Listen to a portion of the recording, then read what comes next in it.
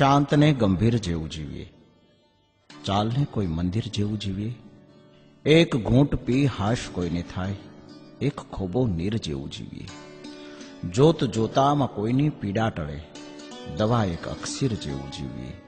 જગતના દુઃખોની કરવી છે વહેંચણી, કોઈ સાધુ સંત કે ફકીર જેવું જીવીએ.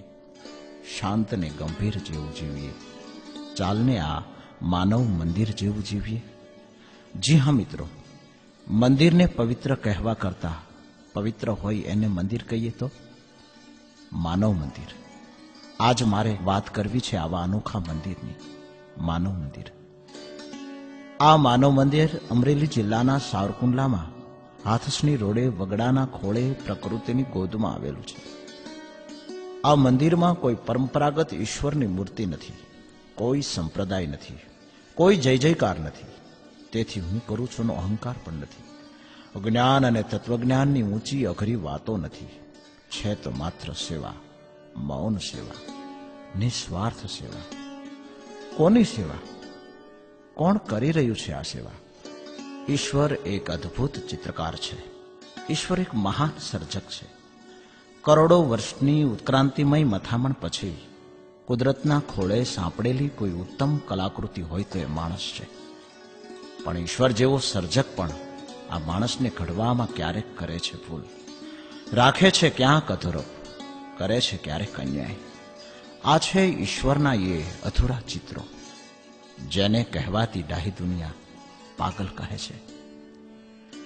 ઈશ્વર વિશે તો આપણે ખૂબ વિચાર્યું, ચાલો હવે જીવતા માણસ વિશે વિચારીએ. આ વાત હંમેશા કથામાં કહેતા આવ્યા છે પ્રખર કથાકાર પૂજ્ય શ્રી ભક્તિરામ બાપુ. 30 વર્ષ સુધી રામકથા વાંચતા વાંચતા પૂજ્ય બાપુને હંમેશા લાગતું કે જીવનની કથામાં કંઈક ખૂટે છે.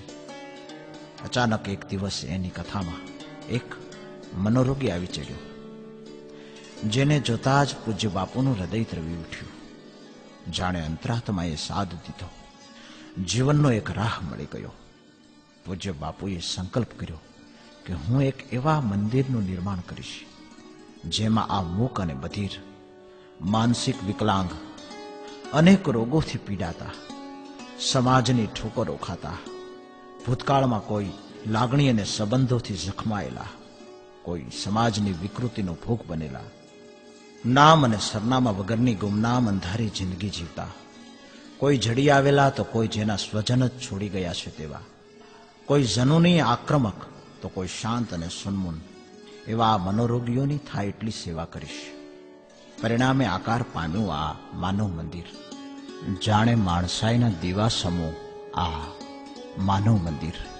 એક નજર કરીએ માનવ મંદિરની પ્રવૃત્તિ તરફ તો આ સંસ્થા આપ જેવા દાતાશ્રીઓના દાનથી ચાલતી સંસ્થા છે. સંસ્થામાં આપવામાં આવતું દાન 80G હેઠળ કરમુક્ત છે. માનસિક રોગગ્રસ્ત, સમાજથી ઉપેક્ષિત એવા મનોરોગીઓની અહીં સેવા કરવામાં આવે છે. સ્વજનોથી વિખૂટા પડી ગયેલા એવા આ મનોરોગીઓની પ્રેમ, હૂંફ, લાગણીથી દેખભાળ કરાય છે. હાલ આ સંસ્થામાં 25 જેટલા મનોરોગી ભાઈઓ બહેનો રહે છે. 18 જેટલા મનોરોગી ફરી સાજા થઈ એમના કુટુંબ અને સ્વજનો સુધી પહોંચ્યા છે. દરેક મનોરોગી માટે વ્યક્તિગત રૂમની સુવિધા છે.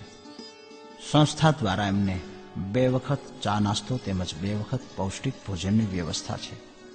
સંસ્થામાં દાખલ કોઈ પણ મનોરોગી પાસેથી રહેવા, જમવાની તેમજ દવા કે ઉપચારનો કોઈ પણ જાતનો ચાર્જ લેવામાં આવતો નથી.